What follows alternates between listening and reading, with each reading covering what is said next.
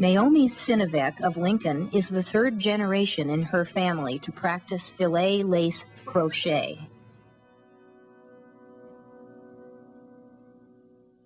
Can you tell me how you learned to do this, and who taught you? Well, my mother did. And Grandma taught her, and then my mother taught me, and I've been doing needlework since I was a little girl. Oh, well, if I might ask, how many years have you been doing it? Well, I'm 61, and I started in Mom showing me how to do it when I was around 8 and 10, around there. And I was, grew up in Massachusetts, where people do nothing but handwork. Television didn't exist then. Of course, proud people were doing something like rugs or quilting bees and knitting, crocheting, long winters. So this is where I started, in Massachusetts. I see. Can you tell me what you like about doing this work so much? Well, it's something that's because I have a lot of ideas, and there's no end to what you can make out of it. And of course, it's artistic, and I like to decorate.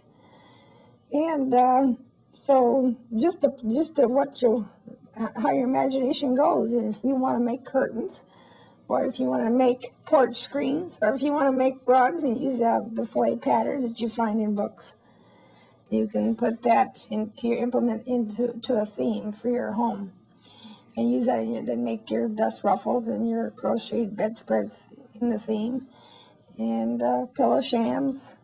There's no end to it. You just can do anything with it.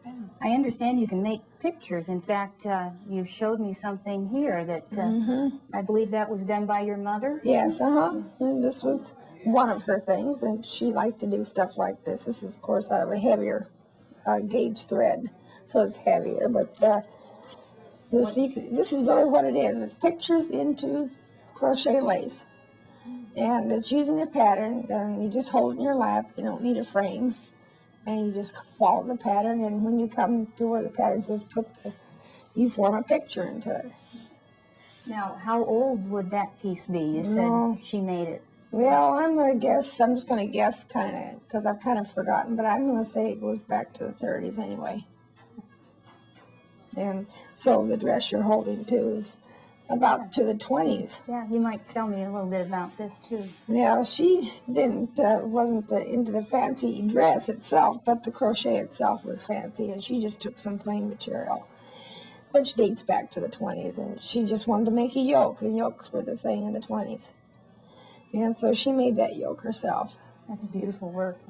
I'm going to take these things off, or they won't stay up. But, it's just, and then you can take it and use it on your chairs. And you remember the old chairs, chair pads and covers you had in the backs?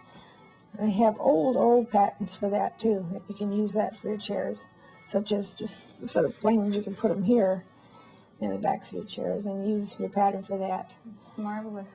And you have Grecian art type of pillow covers. Remember those that you, and wish I had the picture here, but you can make a lot of those old-fashioned patterns that you don't see anymore on your pillows and throw pillows.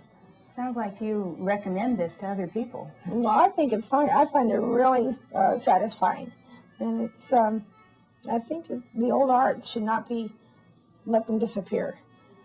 I think that the new things are okay, but being where I come from, I treasure them more.